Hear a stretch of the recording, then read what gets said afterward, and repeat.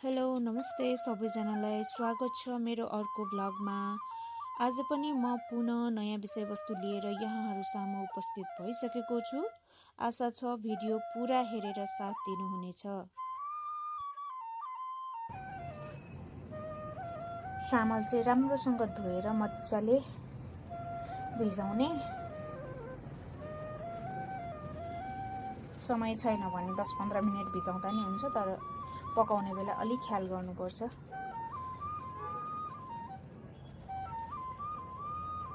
अनि यसै ड्राई फ्रुट्सलाई चाहिँ यसरी नरिवललाई काटेर पातलो पातलो टुक्रा पारेर काट्ने। अनि यो छोकडा बदाम र काजु आफूसँग जे छ त्यो लिनुभयो हुन्छ। लङ सुकमेल पनि हाल्न सकिन्छ, यसमा मरिच पनि 2-4 दाना एड गर्न सकिन्छ। मैले चाहिँ 4 दाना मरिच, 4वटा सुकमेल र 4वटै लङ लिएको छु। यसलाई चाहिँ हल्का दरदरा कुटेर यसलाई फुटाएर अनि हाल्न सकिन्छ।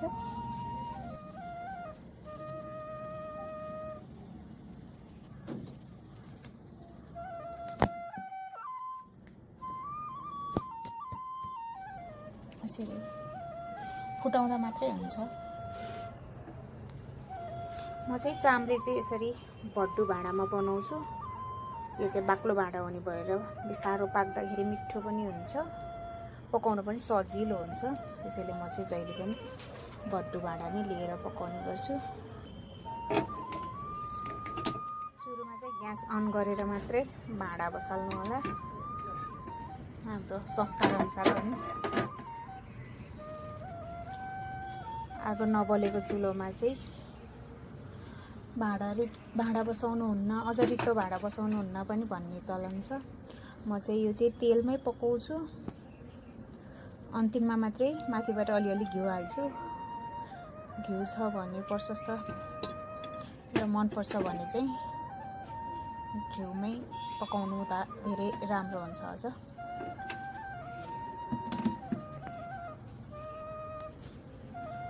अब बिस्तारै तेल तात्दै जाँदाखेरि चाहिँ म चाहिँ अलिकति मेथी पनि हाल्छु, मेथी दाना पनि। मेथी फुराउनु मनपर्छ मलाई चाहिँ, जेमा पनि। सबैजनालाई चाहिँ मन पर्दैन होला, तर यो अप्सनल हो। फुराउँदा पनि हुन्छ, नफुराउँदा पनि हुन्छ। अनि मेथी फुराइसकेपछि चाहिँ मेथी हल्का रातो हुन थालेपछि चाहिँ अरू अघि हामीले कुटेर राखेको ड्राई फ्रुट्सहरू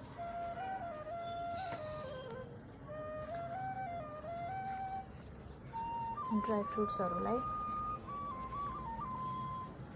पनि हल्का रोस्ट गर्ने। धेरै तातोमा हाल्यो भने चाहिँ यो के हुन्छ, धेरै चाँडो डढिहाल्छ। त्यसैले चाहिँ तेल हल्का तात्न थालेपछि नै हाल्न सुरु गरिहाल्नुपर्छ। काजु, नरिवल, त्यस पछाडि यो अनि यो हामीले कुटेर राखेको यो मरिच, लङ, सुकमेल, यिनीहरूलाई पनि हामीले यसैमा फुराइहाल्नुपर्छ। यो मरिच, लङ, सुकमेललाई पनि यसमै फुराइदिने। हल्का चलाएर यसमा चाहिँ म चाहिँ कलरको लागि पनि थोरै बेसार पनि राख्छु। यसमा बेसार पनि यसमा फुराइदिइहाल्ने। अनि एकचोटि चलाएर अब चामल हालिहाल्नुपर्छ। चामल मैले चाहिँ पानी तर्काएर लिन्छु हातले नै। यसरी चाहिँ हालिहाल्ने। यति बेला चाहिँ ग्यास सानो गराउँदा पनि हुन्छ, किनभने तल हाम्रो फ्राई भइसकेको ड्राई फ्रुट्सहरू चाहिँ नजलोस् भन्नको लागि।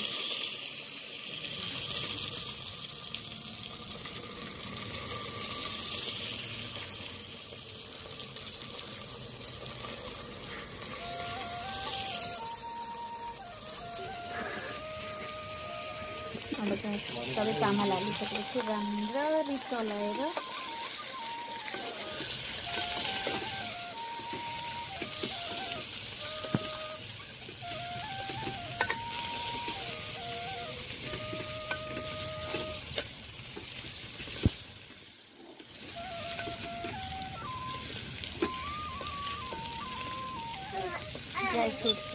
गरिसकेपछि चाहिँ सबैमा चुलो लागिसकेपछि गुड भनेको हो। ग्यास चाहिँ अब भोलुम हाई गर्दा हुन्छ।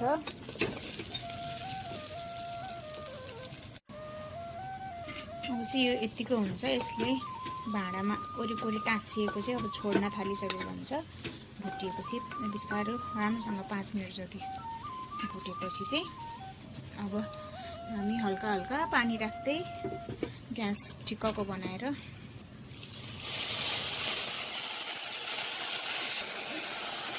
पकाउँछौँ। यसरी चाहिँ पानी राखेपछि चाहिँ यसरी राम्रोसँग चलाइदिनु फेरि एकचोटि।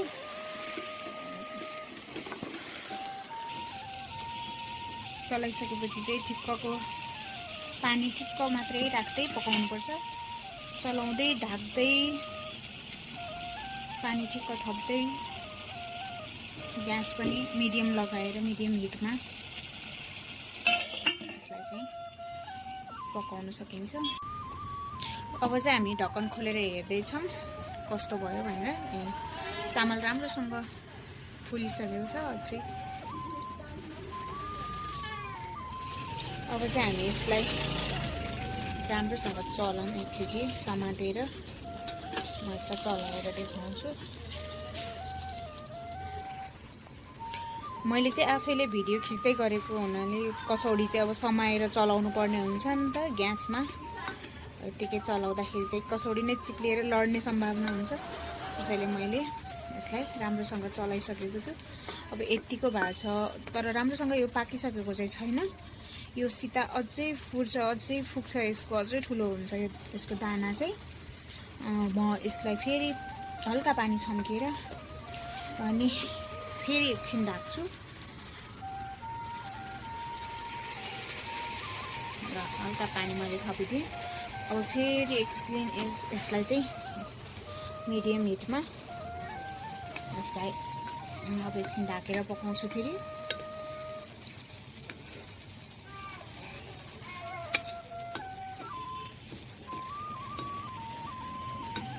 यो चाहिँ लगभग यो कसौडी भरि हुनुपर्छ जहाँसम्म लाग्छ। मैले चामल अन्दाज गरेर हालेको छु। यो पाक्दाखेरि चाहिँ त्यहाँसम्म हुन्छ।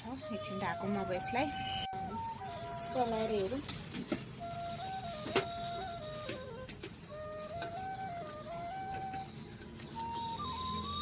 अन्त चाहिँ पाक्न आँटेछ है।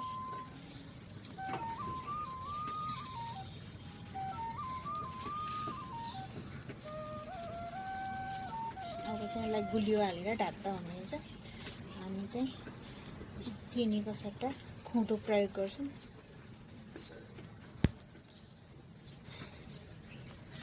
अब यतिको भइसकेछ भने अब ग्यासलाई एकदमै सानो हिट बनाएर यसमा चाहिँ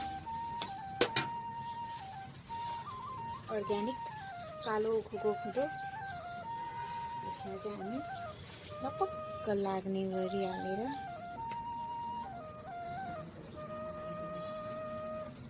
गर्छौँ। यसले चाहिँ कलर पनि एकदम राम्रो आउँछ अनि स्वाद पनि मिठो हुन्छ। यो चाहिँ पश्चिमतिर हाम्रो लमजुङतिर चाहिँ विशेष गरी चाहिँ यस्तो खालको गुलियो चाम्रे बनाउने चलन हुन्छ। यसलाई हामी लट्टे पनि भन्छौँ। लट्ट परेको हुन्छ त्यसैले यसलाई लट्टे भनिएको होला सायद। यसको नाम चाहिँ किन लट्टे रहन गयो चाहिँ थाहा भएन। तर अब यो भइसकेपछि चाहिँ हुन्छ। ढाक्ने बेला भइसक्यो। राखिसकेर नि हामीले ढाकेर फेरि यसलाई चाहिँ खोलिसक्यौँ। अब फेरि हामी यसमा घिउ राखेर चलाउँछौँ अब अलिकति। अब यो फाइनल भइसकेको छ। अब यो मैले तेल धेरै नै राखिसकेको छु। यो चाहिँ अब बास्ना स्वादको लागि मात्रै घिउ राख्नुपर्छ। धेरै घिउ चाहिँ हामी राख्दैन। अब घिउ राखिसकेपछि राम्रोसँग चलाएर ढाकेर निकालिदिँदा हुने पाकिहाल्छ।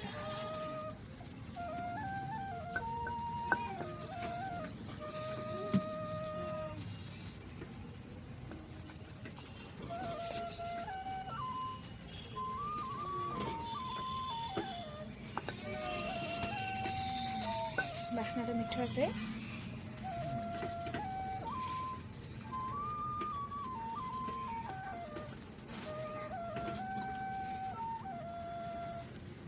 यो चाहिँ फाइनल्ली लट्टे चाहिँ भयो। अब एकछिन अलि चाम्रो बनाउनु पर्छ। अब यसलाई एकछिन ढाकेर यो टपक्क जोडिन्छ अनि त्यस पछाडि चाहिँ यो रेडी भयो।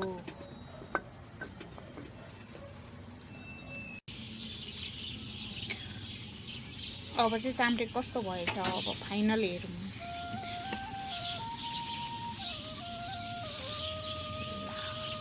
रेडी भयो अब यो।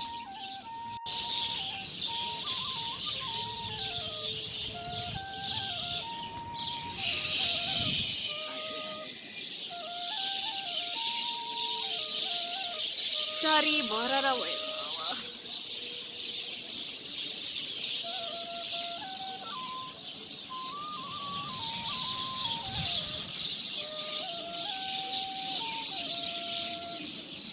अब कोसेली पोको पार्दैछ। आज चाहिँ पुसे 15 को कोसेली। अब यसरी बनाएर आफू मात्रै खानु त भएन, मन लाग्दैन। अब त्यसैले म मेरो बहिनीलाई, मेरो छोराछोरीलाई, बहिनीहरूलाई यसरी चाहिँ डब्बामा प्याक गरेर, त्यति राम्रोसँग सेलाउन त पाइनँ, त्यही पनि पाक उठ्दैछ। ढिला भयो, हतार भयो। यसरी मैले कोसेली बनाएर पठाउँदैछु, आफू पनि खाँदैछु। तपाईँहरूले खानुभयो कि भएन, कस्तो बनाएर खानुभयो, तपाईँहरूकोतिर यसलाई के भन्छन्, कसरी बनाउँछन्, प्रतिक्रिया पनि गर्नुहोला साथीहरू। यो चाहिँ अब लट्टेको साथी खानालाई अचार। अब लट्टे मात्रै पठाउनु कुरा पनि भएन, त्यसैले मिठो नमिठो थोरै थोरै यसरी प्याक गरेर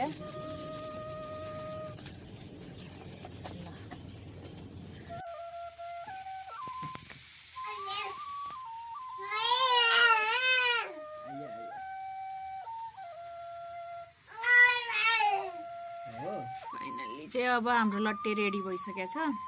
खानालाई हामी बस्दैछौँ। सबैजनालाई 15 पुसको शुभकामना। अब यो लट्टेलाई चाहिँ अब दुधसँग पनि खान सकिन्छ, तर चिप्ले भिन्डीसँग दुध नखानु भन्छन्, किनभने धुबी निस्किन्छ अरे यसले गर्दा शरीरमा सेतो सेतो दाग। त्यसैले चाहिँ हामी चिप्ले भिन्डी र लट्टे खाँदैछौँ। र तपाईँहरू पनि रमाइलो गर्नुभयो होला भन्दै आजको चाहिँ भ्लगमा अन्त्य गर्न चाहन्छु। धन्यवाद।